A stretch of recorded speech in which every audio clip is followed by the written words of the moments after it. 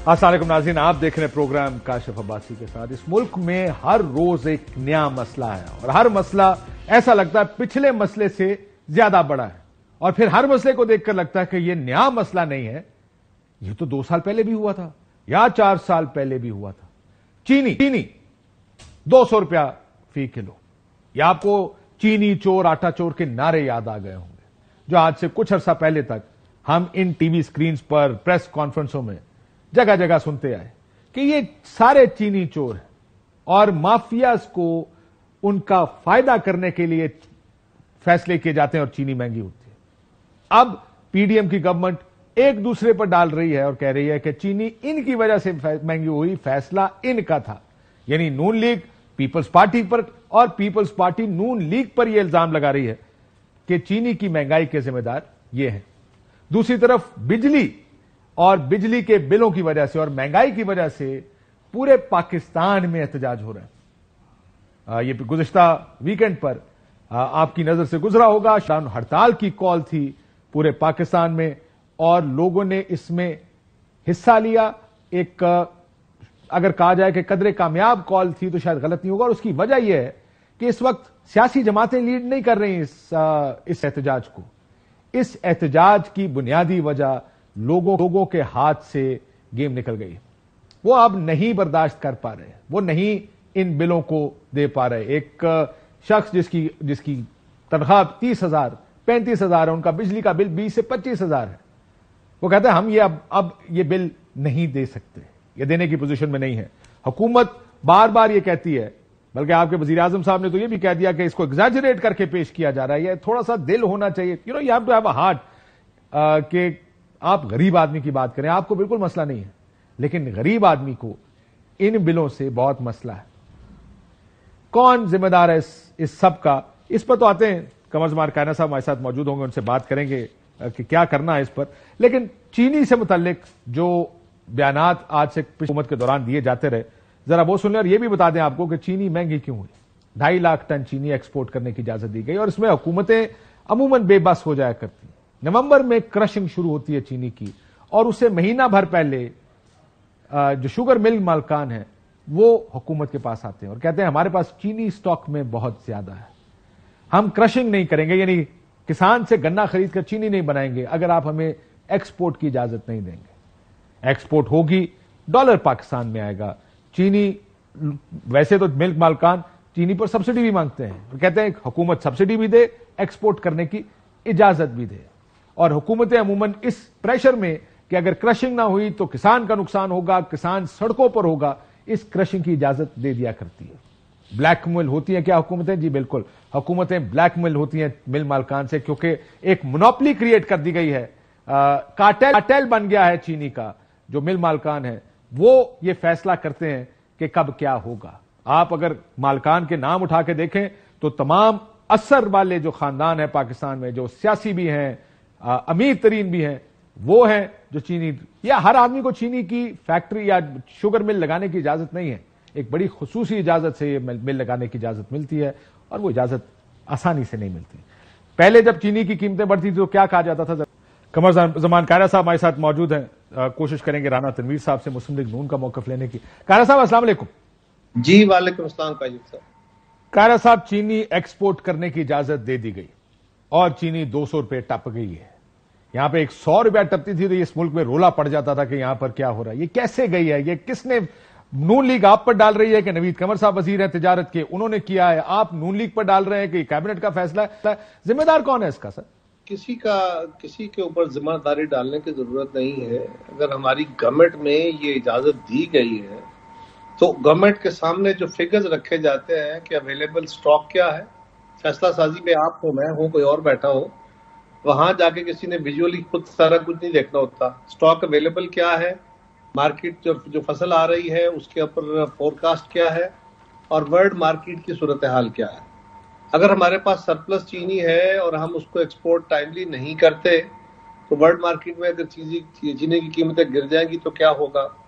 आपने साथ ही साथ ये भी करना होता है काशिफ साहब, इसका एक पहलू जो आप बयान कर रहे हैं ये, दूसरा पहलू ये है कि जब मिलों वालों के गोदामों में चीनी पड़ी होती है, वो एक्सपोर्ट की इजाजत नहीं दी जाती, तो वो किसानों के पैसे उनको फराहम नहीं करते। پھر کسان آپ کے اوپر گنا بھی نہیں، کائرہ صاحب گنا بھی نہیں خریدتے، وہ آپ کو بلیک میل کرتے ہیں حکومتوں کو اکتوبر میں کہ ہم کرشنگ نہیں کریں گے. یہ بات درست ہے، لیکن کاشف صاحب سوال یہ ہے کہ اگر ان کے پاس پیسے نہیں ہیں، فرض کریں بینک کریڈٹ نہیں ہے، لائنز ان کی کریڈٹ لائنز ان کی بند ہیں، کیونکہ ان کے پاس سٹاکس موجود ہے، اور وہ بالکل اس میں کوئی شک نہیں ہے. سر اگر کائرہ صاحب سٹاک ہو تو چینی شارٹ کیوں ہے؟ چینی شارٹ نہیں ہوتی، معافی مہنگی کیوں ہوئی ہے؟ میں اس پہ عرض کرتا ہوں، میں اسی پہ تھوڑا سا بیان اس لیے کرنا پڑا کہ اس کی حقیقت کیا ہے. یہ ایک پہلو ہے کہ جب آپ کے پاس پیسما آتی ہے اور وہ کہتے ہیں جی آپ کے پاس اتنی چینی پڑی ہے، پاکستان کی ضرورت فرض کریں 1 کروڑ ٹن ہے، اور ہمارے پاس اس وقت 1.25 کروڑ ٹن چینی پڑی ہے، 1 کروڑ 10 لاکھ ٹن چینی پڑی ہے، اور اگر ہم 10 لاکھ ٹن چینی ایکسپورٹ نہیں کرتے تو ہمارا یہ نقصان ہے، اور گورنمنٹ کہتی ہے اچھا 10 لاکھ تو نہیں چلے 5 لاکھ ٹن ایکسپورٹ کرنے کی اجازت دیتے ہیں کیونکہ ہمارے پاس سرپلس ہے. اب وہ تو چلی گئی. کاشف ہماری بدقسمتی اس سے بڑی ایک اور ہے، اور وہ یہ ہے کہ افغانستان کی مارکیٹ کو یوں تو ہماری مارکیٹ کے ساتھ ملا کے ہی دیکھنا چاہیے ہمیں، کیونکہ ہمارے ملک سے ان کی ساری ضرورتیں فیڈ ہوتی ہے موسٹلی. پاکستان سے جو افغانستان کو چینی، آٹا، گندم، فرٹیلائزر اور افغانستان کے علاوہ ایران سے، یہ ہمارے لیے ایک بہت بڑا لمحہ فکریہ ہے. آج آپ کے پروگرام میں سر چیلنج بھی ہے، لیکن میں آپ کو ایک بات بتاؤں کائرہ صاحب، ایک سیکنڈ ذرا ہم آبجیکٹو بات کرتے ہیں. میں آپ کی بات سے ایگری کرتے ہوئے کہ ہمارے یہاں سے یہ سمگل ہو کے باہر چلی جاتی ہے.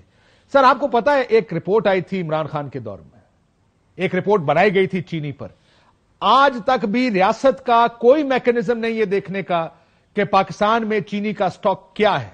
یہ رپورٹ آپ کو شوگر مل دیتی ہے کہ ہمارے پاس کتنا سٹاک ہے. اگر ان کے کرتا ہوں اس پہ نا باقاعدہ کین کمشنرز موجود ہے، چیزیں ایویلیویٹ ہوتی ہے.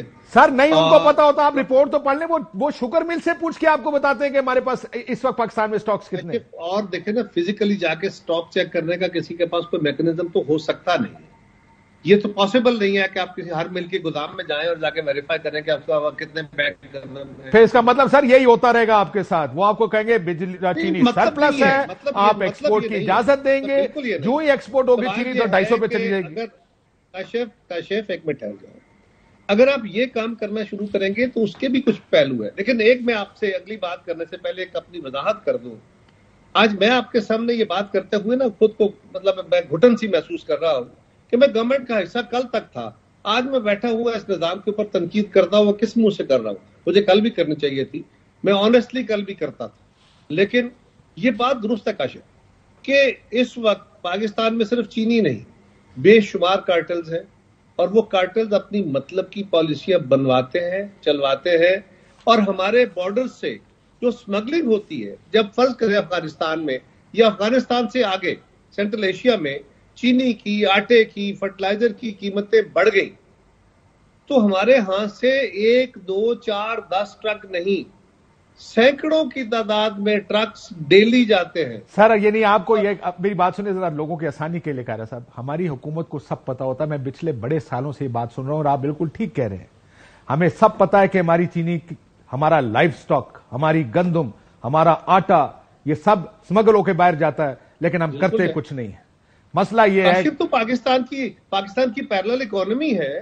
پاکستان کے یہ تو ایک طرف ہے نا ایکسپورٹ کی، جو امپورٹ ہو رہا ہے پاکستان کے اندر آنے والا تیل، پاکستان کے اندر آنے والی گیس، پاکستان کے اندر آنے والی باقی اربوں ڈالر کی اشیاء ایک پیرلل اکانومی کے طور پہ.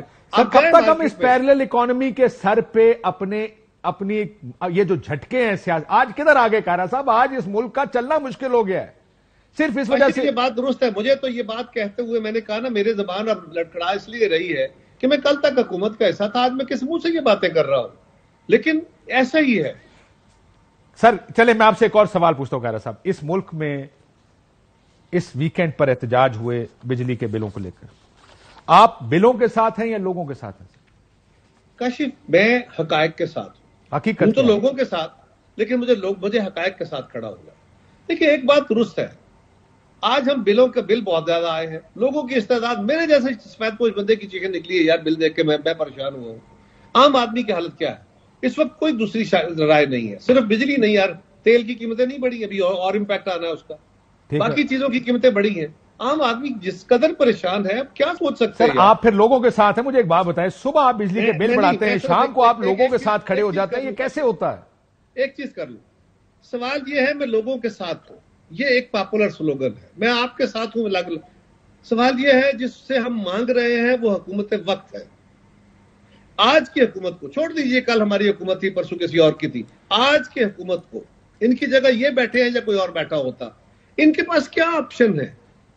سر یہ آپ کے فیصلوں کے بل ہیں, معافی چاہتا ہوں, یہ آپ کے بجلی مہنگی پیدا نہیں ہو سر, آپ ڈالر کنٹرول نہیں کر پا رہے ہیں. ڈالر جب 350 ٹپ جائے گا تو یہ ہر چیز, پیٹرول مہنگا ہوگا کیونکہ امپورٹ ہوتا ہے, کیونکہ امپورٹڈ فیول سے بنتی ہے, بجلی بھی مہنگی ہوگی. ہم ڈالر ہی تو کنٹرول نہیں کر پا رہے ہیں. پیٹرول, ڈیزل اور کوئلہ, ان سے چیزیں بنتی ہے, جب یہ مہنگی ہوں گی, یا ایل این جی سے بجلی پیدا ہوتی ہے, وہ اس کے ریٹ بڑھ گئے ہیں, تو یہ ریٹ آپ نے بڑھانے ہیں. آپ نے عالمی منڈی سے اٹھایا ہوا قرضہ, اس کے ساتھ کیے ہوئے معاہدے آپ پابند ہیں. اگر آپ اس کو دیکھیں نا, وے کریں نا, لوگوں کے ساتھ ہیں, لوگوں کی زندگی آزاد ہو گئی ہے, لیکن اگر آپ اس کو چھوڑ دیتے ہیں, اگر آپ اس کو فری کر دیتے ہیں اور قدغنیں توڑ دیتے ہیں, تو اس کے نتیجے میں کیا ہوگا؟ نتیجے میں یہ ہوگا کہ پاکستان کا انفلیشن ریٹ اور بڑھے گا, آپ کے جو کریڈٹ لائن ہے وہ رک جائیں گی, پاکستان کے اوپر اور بڑا عذاب آ جائے گا. اگر تو وہ مسئلے کا حل ہے تو آئی ایم ایف اور no I M F help with that یار, ان کو ایک طرف پھینکتے ہیں. سر تمام اکانومسٹ کہتے ہیں این ایف سی کو ریوزٹ کریں. جب سے این ایف سی آپ نے چینج کیا ہے تب سے پاکستان قرضے میں ڈوبتا جا رہا ہے, ریاست کے پاس پیسے نہیں ہوتے, لیکن آپ وہ بھی نہیں کرنا چاہتے. کاشف اس کا کوئی تعلق این ایف سی سے سر نہیں. اس کا بہت بڑا تعلق این ایف سی سے, آپ اپنے صرف نون لیگ کے دوستوں سے پوچھ لیں. میں بتاتا ہوں کیوں سر. صوبے کو پیسے مل گئے, صوبہ اپنا ٹیکس نہیں لگاتا, وہ وفاق سے پیسے لے کر اپنا صوبہ چلاتا ہے. پہلا ایشو یہی ہے, رائے نہیں ہے کہ صوبوں کو اپنے ٹیکس لگانے چاہیے. سب سے بڑا بینیفیشری پنجاب اور اس کے بعد سندھ ہے.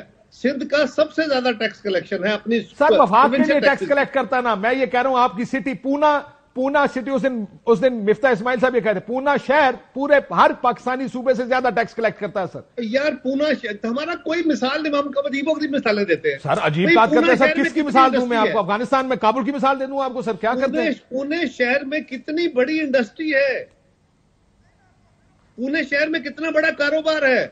سر آپ تہران, لندن میں تو کوئی نہیں ہے نا, لندن اپنے خرچے خود اٹھاتا ہے. سر شہر اپنے خرچے خود اٹھاتا, تہران اپنے خرچے خود اٹھاتا, وہ ٹیکس لگاتے ہیں. ہم کہتے ہیں نہیں جی عوام کے لیے ہم یہ ٹیکس ہی ہے نا, یہ عوام ہی بھگت رہی ہے نا. سر آپ کہتے ہیں ہم ٹیکس نہیں لگائیں گے. میں کب انکار کر رہا ہوں, ایک میری گزارش سن لیں. عرض یہ ہے کہ پاکستان کی آمدن ہے کوئی 10,500 ارب اور خرچہ ہے 14,500 ارب کا. ٹیکس تو لگائیں گے, ٹیکس گریجول لگیں گے نا, ایک دن میں تو نہیں لگ جائیں گے. میری گورنمنٹ نہیں لگا سکی, اس سے پچھلی یہ لگا لیں گے. کتنا لگا لیں گے, کتنی کلیکشن ہو جائے گی؟ آپ کے اور میرے بھائی لوگ ہوں گے نا, ہمیں میں سے لوگ آ کے ٹیکس کلیکٹر بنیں گے نا, ہمیں میں سے لوگ پولیس والے ہوں گے. آپ کہہ رہے ہیں کہ یہ ہو ہی نہیں سکتا, ہم نہ ٹیکس لگائیں گے نہ کلیکٹ کر سکتے ہیں. اٹ از پروگریسو, اس کے اوپر ہمیں بالکل آنا پڑے گا. اور اس کے اوپر یہ بات بھی طے شدہ ہے کاشف کہ یہ جو ہم آپ ڈگیاں بجاتے ہیں نا لوگوں کو خواب دکھانے کے لیے, سیاسی لوگ بھی اور باقی لوگ بھی, یہ سب ہمیں اس کو روکنا ہوگا. ہمیں کچھ حقائق اور کچھ تلخ باتیں کر کے چیزیں سامنے رکھنی پڑے گی. کوئی شک نہیں ہے کہ دولت مند سے دولت لینی پڑے گی. سر دولت مند سے تو پرابلم یہ دولت مند کا نہیں ہے. آپ لندن جاتے ہیں, آپ اوسلو جاتے ہیں, کتنی دفعہ آپ کا میں سوشل میڈیا پہ دیکھتا ہوں, آپ وہاں پہ مختلف ملکوں میں جاتے ہیں. سر آپ جانتے ہیں وہاں پہ پارکنگ کے ٹیکسز ہوتے, ہر چیز کے اوپر تو ٹیکس دینا پڑتا ہے. یہاں پر 20-30 کروڑ کا گھر ہے, 50,000 روپیہ ٹیکس. پرابلم یہ ہے you have to sit down, you have یار وہ بھی نہیں دیتے. ایگزیکٹلی, اس میں بھی ایگزمپشن لگاتے ہیں. ہوتا کیا ہے, ڈری ہوئی حکومتیں ہوتی ہیں, ادھر کوئی ٹیکس لگتا ہے, آپ کی سڑکیں ہر روز ٹوٹی ہوتی ہے. آپ جب آپ کہتے ہیں کہ جناب ہم اوور ویٹ وہیکل کو نہیں چلنے دیں گے, اسی دن آپ کی ٹرانسپورٹ سٹرائک کر دیتے. میری بات سنیں, یہ یہاں پر اوور ہیڈ برج بنا بھاراکو میں, جس کا کریڈٹ آرمی چیف کو دیا آپ کے وزیر اعظم صاحب نے. وہاں پر میں گیا, ادھر ایک ڈمپر نہیں جا سکتے جی اوپر. یعنی آپ نے ایک نیا روڈ بنایا ہے, اوور ہیڈ بنایا ہے, نہ تو وہ کسی بلڈنگ کے اندر توڑ دے گا اس کو جا کے, نہ وہ اس کا height is too much, because وہ تو اوپر سے جا رہا ہے. کیا ہوا, وہ سڑک ٹوٹ جائے گی جی. نئی بنی ہوئی سڑک کے اوپر ڈمپر آپ نہیں چلا سکتے کیونکہ دے تھنک کہ اس میں ہو جائے گا. But anyways that being said, میں ذرا تھوڑا سا 2-3 سیاسی سوال بھی میں آپ سے ایگری کرتے ہوئے کاشف صرف ایک بات کہوں, اس میں نہ کوئی کوئک فکس ہے نہیں. صبر کے ساتھ ہم سب کو ہمت کرنی پڑے گی ہوتا کیا ہے؟ گورنمنٹ کوئی ہمت کرتی ہے، بڑے چند لوگ ہوتے ہیں جو ہمت کرتے ہیں، اس نے اپنے آپ کو قربانی پہ ڈالنا ہے جو حکومت یہ کوشش کرے گی، لیکن اس کی قربانی کا سب سے بڑا گلا آپ گھٹو گے میڈیا والے۔ سر میں اس بات سے اتفاق کرتا ہوں کہ جو چیز اس ملک کے لیے جس کو آپ دیکھیں کتنے چینل آپ کی حمایت کر رہے تھے اس بات پہ کہ مشکل فیصلہ ہے، جس کو ہم کہتے تھے عوام دشمن ہے، وہ بعد میں مشکل فیصلے بن گئے اور کہا بتایا گیا لوگوں کو کہ یہ مشکل فیصلے کا مطلب یہ ہے کہ اس کے بغیر ہمارا چارہ نہیں ہے۔ آج بھی چینی آپ کے متھے لگانے کی بجائے میں یہ بتا رہا ہوں، بار بار بتا رہا ہوں کہ کس طرح شوگر مل مالکان بلیک میل کرتے ہیں گورنمنٹس کو۔ کوئی شک نہیں ہے، اکتوبر نومبر میں آ کے وہ کاشف ایک شوگر مل نہیں ہے، مالکان ہیں اور یہ کارٹیلز کو ختم کرنا پڑے گا نا سر لیکن میری اس سے پہلے کہ میں یہ بھول جاؤں تھوڑا سا سیاسی سوال، پرویز الہی کے ساتھ جو ہو رہا ہے ٹھیک ہو رہا ہے؟ کہہ رہے صاحب آپ کے تو علاقے سے بھی ہیں۔ پرویز الہی صاحب کے ساتھ جو ہو رہا ہے برا ہو رہا ہے، لیکن پرویز الہی صاحب جو لوگوں کے ساتھ کرتے رہے اس سے برا کرتے رہے۔ کیا انہوں نے وہ بھی اسی طرح اٹھا کے ضمانتوں کے باوجود ان کو اندر رکھتے تھے؟ کتنا بتاؤں میں، اب اپنی بات کروں تو بری بات ہے۔ جی جاؤ گجرات کے لوگوں سے پوچھو کیا ہو رہا ہے، کیا کیا ہوتا رہا تماشا یہاں پہ، جاؤ ان کے مخالفین سے پوچھو کیا کیا ہوتا رہا ہے، ٹھیک، جاؤ ان کے بیٹے کے ظلم جو اس نے لوگوں کی جائیدادوں پہ قبضے کر کے اپنی ہاؤسنگ سوسائٹیاں بنائی ہیں، جاؤ ان سے پوچھو انہوں نے کیا کیا تماشے کیے۔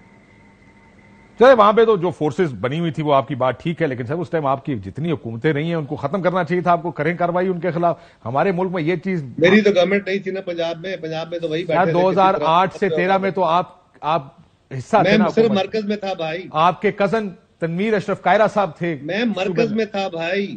سر تنویر اشرف کائرہ صاحب پنجاب میں اتحادی حکومت تھے۔ آپ ہر دفعہ اتحادی کہہ کے بات جاتے ہیں سر، تنویر کائرہ وزیر تھے پنجاب میں۔ یہ ایک اور کارٹل ہے، یہ بھی ایک کارٹل ہے، بہت بڑا کارٹل ہے اس طرح کا، یہ سیاسیوں کے کارٹل ہے، ان کو پکڑا جاتا ہے سیاسیوں کو۔ ہائی کورٹ یہ کہہ رہی ہے سر سب سے بیجا میں رکھ، یہاں پر تو ایک نظام ہی الٹا کر دیا آپ لوگوں نے، جنگل کا قانون بنا دیا، جس کا دل کرتا اٹھا کے اندر ڈال دو۔ آج کا جو بیٹھا وہ آپ کے حکومت میں بیٹھے لوگ، آپ حکومت میں تھے جب یہ ہو رہا تھا کائرہ صاحب؟ بھائی میرے آج جو بیٹھی گورنمنٹ ہے، آج کا جو کیئر چیف منسٹر ہے وہ چودھری پرویز الہی صاحب کا عزیز ہے۔ سر آپ کے دور میں یہ سب ہوتا رہا ہے، میں نے کب نو ضمانتیں لوگوں کو دی گئی، آخر میں عدالت کو سخت جملے کرنے پڑ گئے۔ میرے خلاف اس سے بہت زیادہ ہوتا رہا ہے۔ یہ الگ بات ہے کہ اس وقت کسی جج کی یہ ہمت نہیں تھی کہ وہ بول پڑتا۔ میرے ساتھ کیا کیا نہیں ہوا، میرے سے مراد میری جماعت کے ساتھ ہے۔ تو اس کا مطلب جو ہو رہا ہے ٹھیک ہو رہا ہے، برا ہوا نہیں، جو ہو رہا ہے غلط ہو رہا ہے، میں اس کو غلط پہلے کہہ رہا ہوں، لیکن جو یہ لوگ ہیں ان کا علاج اور ہے کیا؟ یہ خود لوگوں کے ساتھ یہی کرتے رہے بھائی۔ اچھا اس کا مطلب یہ نہیں ہے کہ آج بھی ہو، ان کا علاج کر رہے۔ یہ بتائیں آخر ایک بریک پہ جانے سے پہلے کہہ رہا صاحب، آپ کا دور حکومت تھا، میڈیا کی آزادی کی بات بار بار پیپلز پارٹی کرتی رہی، عمران ریاض خان کا آج بھی ہمیں پتہ نہیں کدھر ہے، آپ لوگوں نے کچھ نہیں کیا، آپ نے کہا ہم نہیں جانتے، آپ لوگوں نے اپنے ہاتھ کھڑے کر دیے، کیا کوئی جواب دیں گے آگے جا کے کہ آپ جب خاموش ہوتے تو آپ حصہ ہوتے ہیں پھر اس چیز کا جو غلط ہو رہی ہوتی؟ کاشف میں اور آپ دونوں اس بات کے مجرم ہیں۔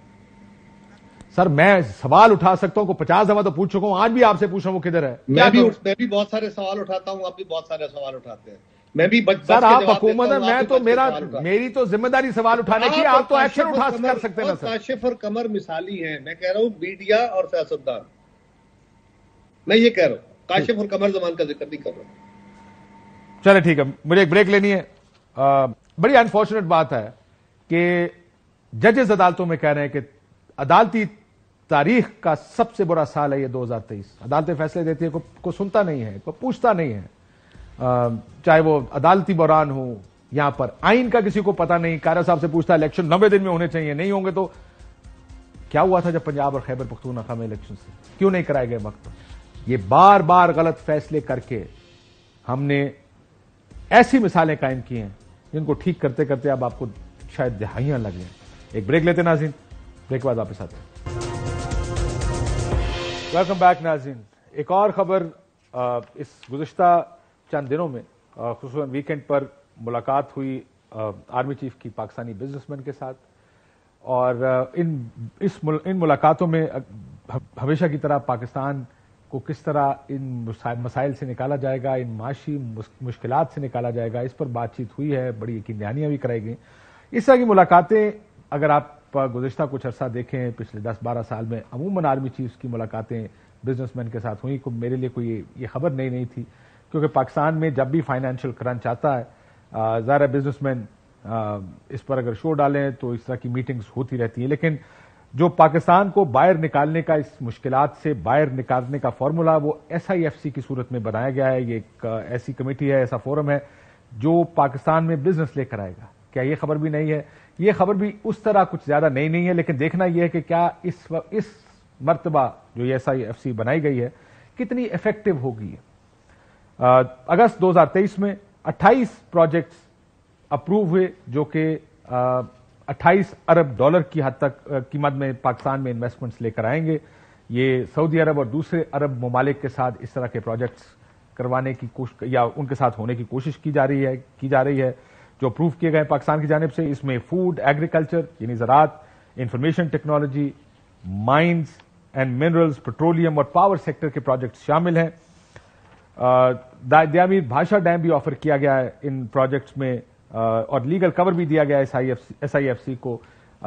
فوجی قیادت شامل ہے اس SIFC میں. اگر ہم اس کو فل سکرین پر چلا سکیں کہ کیا یہ پروجیکٹس ہوں گے, کس طرح یہ چلیں گے, یہ ایک بڑا مسئلہ ہوگا کہ ہم کیا اس مرتبہ ان چیزوں اس کو عملی جامہ پہنا پائیں گے. پاکستان کیا اس دفعہ عرب ممالک کو کنونس کر پائے گا یہ پروجیکٹس میں انویسٹ کرنے پہ. اسی طرح کا ایک معاہدہ میمورینڈم آف انڈرسٹینڈنگ سعودی عرب کے ساتھ ہوا تھا 2019 فروری میں, اور اس 2000 فروری کے جو MOUs سائن کیے گئے تھے اگر آپ اس پر ایک نظر ڈالیں تو اس میں بھی ریفائنری تو تھی. ظاہر ریفائنری تو ایک بڑا پرانا پروجیکٹ ہے جس کے اوپر بات ہو رہی ہے پاکستان اور سعودی عرب کی. اس میں بھی RLNG 2 ارب ڈالر کی renewable energy, Saudi fund Pakistan میں انویسٹ کرے گا, petrochemical, agriculture, oil refinery $10 billion کی گوادر میں اور $2 بلین منرل سیکٹر میں یہ انویسٹمنٹ کی جائے گی. یہ اس وقت یہ فیصلہ کیا گیا تھا اور سعودی جو آئل منسٹر تھے وہ بھی پاکستان اس وقت آئے تھے اور یہ کہا جا رہا تھا کہ ڈیل ہو گئی ہے سعودی عرب کے ساتھ, لیکن it didn't fall through. Pakistan کی تمام تر کوششوں کے باوجود وہ نہیں ہو پایا تھا. اسی طرح کے پروجیکٹس پرویز مشرف صاحب کے دور میں بھی سعودی عرب کے ساتھ اس طرح کی اگریمنٹس یا کہا گیا تھا کہ ادھر سے انویسٹمنٹس آئیں گی اور پاکستان معاشی مشکلات سے نکل جائے گا.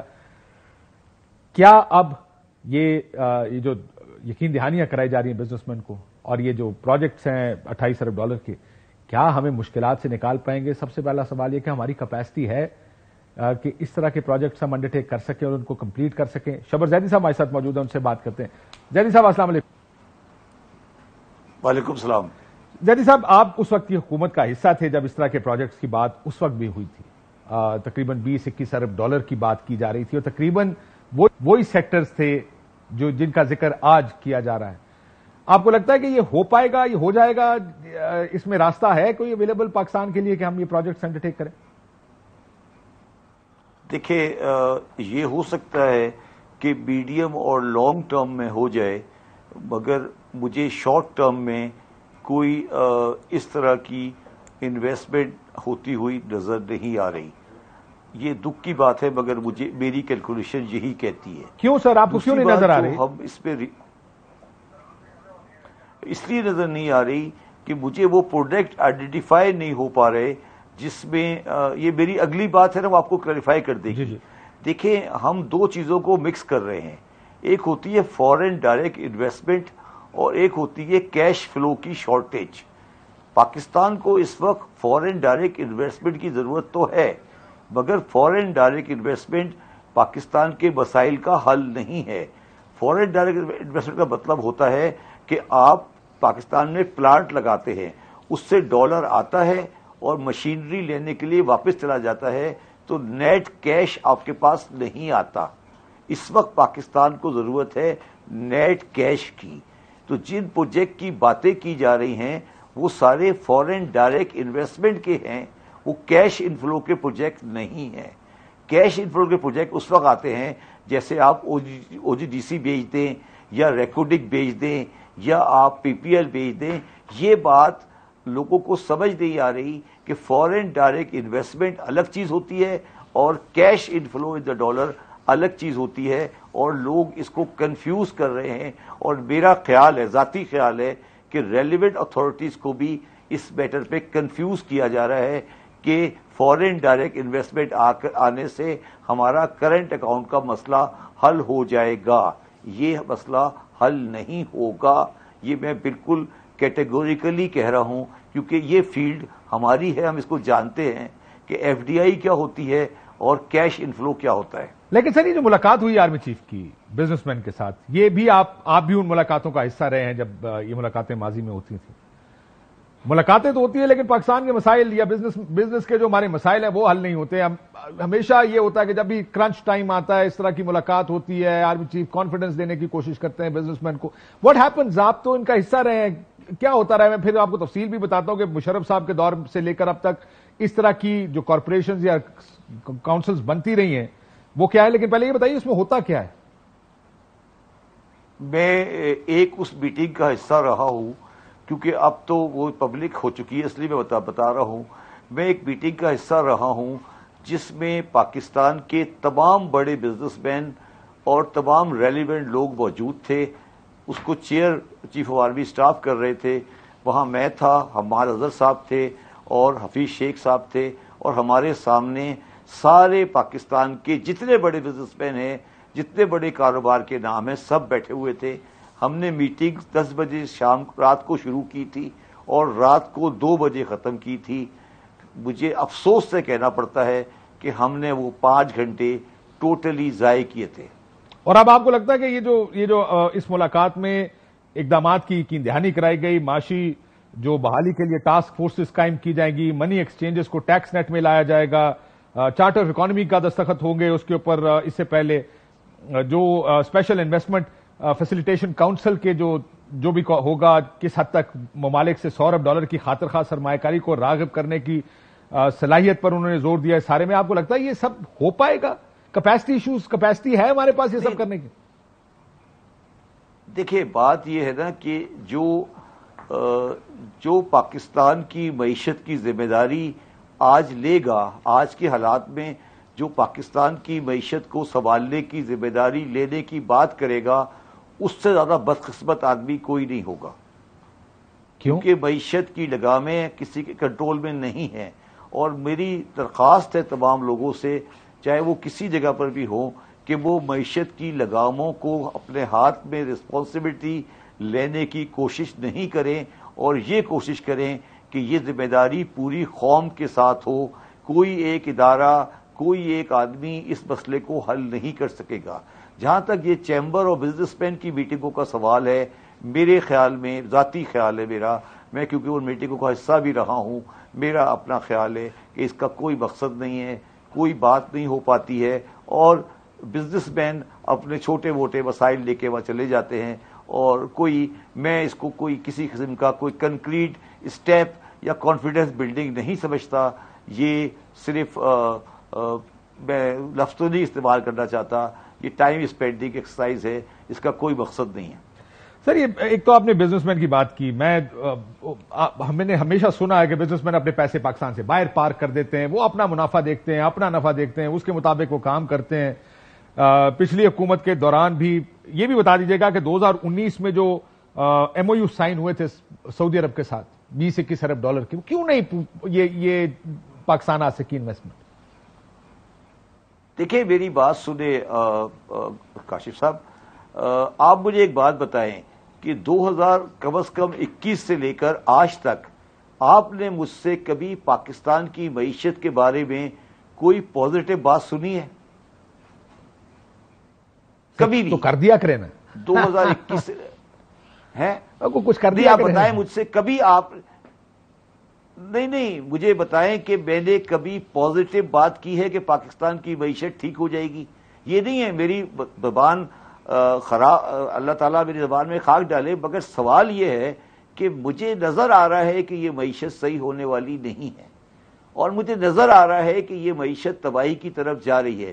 تو میں آپ کے پروگرام میں آ کر بیٹھ کر ایک میٹنگ کے بارے میں یہ کہہ دوں کہ جی بڑا ہرا ہرا ہو گیا, مسئلے حل ہو گئے, کانفیڈنس بلڈنگ کر کے لوگوں کو آگے ایک نئی ٹرک کی بتی کے پیچھے لگا دوں، یہ بڑی غلط بات ہوگی. بات بڑی سمپل سی. آپ نے مجھے کہا نا کہ یہ سعودی عرب کے ساتھ ہوئے اور یہ ہوئے. ہوتا کیا ہے کہ آپ کا بورڈ آف انویسٹمنٹ بنا ہوا ہے، اس کا ایک نیا چیئرمین آیا، اس کو کارکردگی دکھانی ہے، وہ جا کر ایک پریزنٹیشن کر دیتا ہے کہ جی میرا یہ بات ہو رہی ہے کہ اتنی انویسٹمنٹ ہونی چاہیے، اور اس طرح کی چیزوں کے بیجات پہ جا کر وہ یہ ساری باتیں کر کے پاکستانی لوگوں سر لیکن اس وقت تو ایم او یو سائن ہو گئے تھے نا 2019 میں. میں صرف جاننا چاہتا ہوں ایم او یو سائن ہونے کے بعد وزیر آ گئے سعودی. سر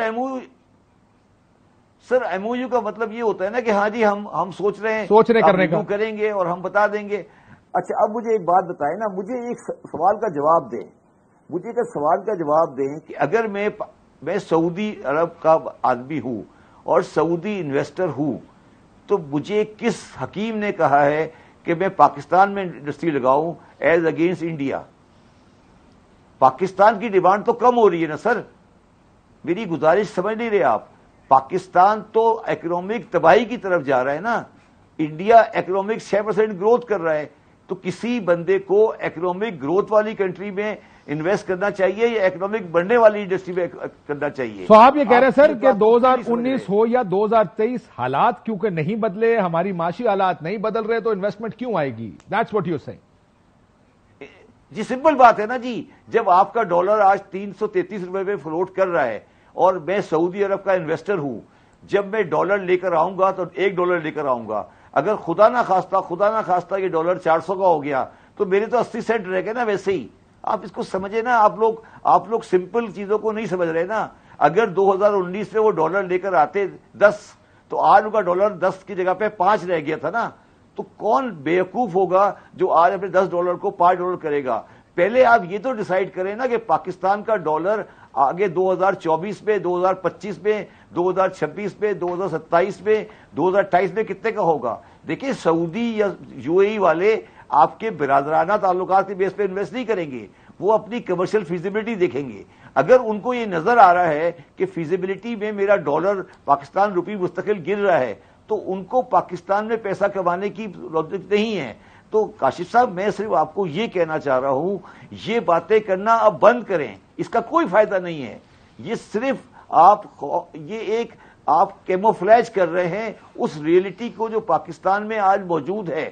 میں کوئی یہ نا امیدی کی باتیں نہیں کر رہا، میں وہ بات کر رہا ہوں اور کیا کر رہے ہیں سر؟ پاکستان کی حقیقت ہے. سننے والا تو نا امید ہی ہوگا، لیکن مسئلہ یہ وہ دیکھیں ایک اور کیا کہہ رہے ہیں جی؟ میں کہا سننے والا تو نا امید ہی ہوگا نا کہ اس کا مطلب یہ جو 20 25 30 ارب ڈالر سعودیہ نے لانے ہیں، آپ کہہ رہے ہیں کہ یہ بھی پاکستان نہیں آئیں گے کیونکہ فیزیبل نہیں. میں کسی سے زراعت کی بات کر رہا تھا کہ انویسٹمنٹ ایگریکلچر میں آئے گی، انہوں نے آگے سے کہا جی بجلی پاکستان کی دیکھ لیں، اس کا فی یونٹ کتنے کا آپ جو اس کی وہ جو کھاد ڈالتے ہیں اس کی پرائس، فرٹیلائزر کی پرائس دیکھ لیں، یہ تو وائبل ہی نہیں بنے گا اگر کوئی آ کے اس میں انویسٹ کرے. تو اس طرح کے ریزرویشن ضرور ہے.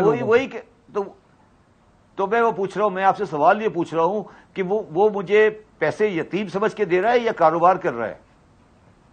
یتیم سمجھ کے دے رہے ہیں سر. پہلے یہ فیصلہ کریں نا. آپ یتیم سمجھ کے دے رہے ہیں تو الگ ہو گیا نا. پھر سر یہ نہیں ہے کہ دوستی یاری کی بنیاد پہ دے رہے ہیں، وہ ایک علیحدہ بحث ہے. لیکن سر یہ منی ایکسچینج فار ایگزامپل یہ ڈالر کا ٹھیک کہہ رہے ہیں آپ، بالکل ٹھیک کہہ رہے ہیں. یاری دوستی میں اگر دینا تو پھر تو اور بات ہے، لیکن اگر یاری دوستی میں نہیں دینا اور بزنس کی بنیاد پر دینا تو پھر Pakistan doesn't look like a very viable option. نہیں بنتا نا سر. مگر ہم بنا سکتے ہیں، میں یہ کہہ رہا ہوں. کیسے سر؟ آپ نے میرا آج کا ٹویٹ نہیں دیکھا. بنا سکتے ہیں، میں یہ کہہ رہا ہوں. ہم بنانے کے لیے تیاری تو کریں نا. اگر کل بزنس مینوں کے ساتھ جب بیٹھے تھے، جب چیف آرمی سٹاف صاحب، ان کو یہ اعلان کرنا چاہیے تھا کہ بازار 6 بجے بند ہو جائیں گے، 500 کا نوٹ بند ہو جائے گا، ایکسچینج کمپنیاں کل بند ہو جائیں گی، کل 2000 cc کی گاڑیاں پاکستان میں 6 مہینے نہیں چلیں گی، تو کانفیڈنس بلڈ اپ ہوتا. یہ بیٹھ کر صرف یہ کہنا کہ جی ہم نے بزنس مینوں سے ملے، کانفیڈنس ڈیولپ کر دیا، 100 بلین کی انویسٹمنٹ آ جائے گی، اس سے کانفیڈنس بلڈ اپ نہیں ہوگا. یہ میں کہنے کی کوشش کر رہا ہوں. آپ کو ایکشن نظر آنے چاہیے، آپ کو نظر آنا چاہیے کہ آپ کچھ کنسٹرکٹیو کرنے جا رہے ہیں. اگر آپ یہ کہتے ہیں کہ 5000 کا نوٹ بند ہونے والا ہے، جو میں 2 سال سے کہہ رہا تھا، آج مجھے نظر آ رہا ہے کہ وزیر خزانہ صاحبہ کے کہیں کوئی نکل رہا ہے کہ 5000 کا نوٹ بند ہو رہا ہے. آپ بازار میں ڈالرائزیشن بند کریں، ایکسچینج کمپنیوں کو بند کریں. وہ جو کہہ رہے ہیں ریگولیٹ کریں گے، یہ بیکار کی بات ہے. بند کریں، دروازہ تالا لگائیں اور آگے چلیں. 2000 سی کی گاڑی بند کریں، 6 بجے بازار بند کریں. یہ ہوگا پاکستان کا کانفیڈنس بلڈنگ. یہ کہنے سے کہ میں نے 300 بلین کے ایم او یو سائن کر دیے، میں نے اگلی 2 ریفائنریوں کے لیے ایف ڈی آئی آ گئی، ایف ڈی آئی آ جائے گی. 2 ریفائنری کے لیے $10 بلین آئے گا، اس میں سے $9 بلین کی مشینری آ جائے گی. ڈیٹ تو $1 بلین ہی آیا نا میرے پاس. ٹھیک. اور سر اس میں آپ نے جو بات کی نا ایکسچینج کمپنیز کی، میں اکثر یہ بات کرتا ہوں کہ ہمارے یہاں پر آپ نے ڈالر خریدنا ہے، ایکسچینج کمپنی کو بیچتے ہیں، ایکسچینج کمپنی سے خریدتے ہیں، ایکسچینج کمپنی اس کو اپنے لاکرز میں رکھتی ہے، کہیں افغانستان جاتا ہے، کہیں باہر بھیجنا ہو.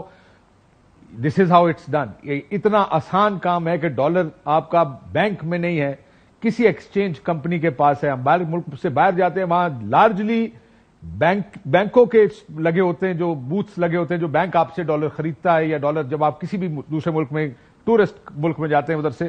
تو یہ جب تک انیملیز ختم نہیں ہوں گی ہم کیسے اس ملک کو ٹھیک کریں گے. لیکن یہ جو کاؤنسلز ہیں، فار ایگزامپل میں آپ کو یہ بھی بتا دوں، پرویز مشرف صاحب نے 2000 میں بنائی تھی.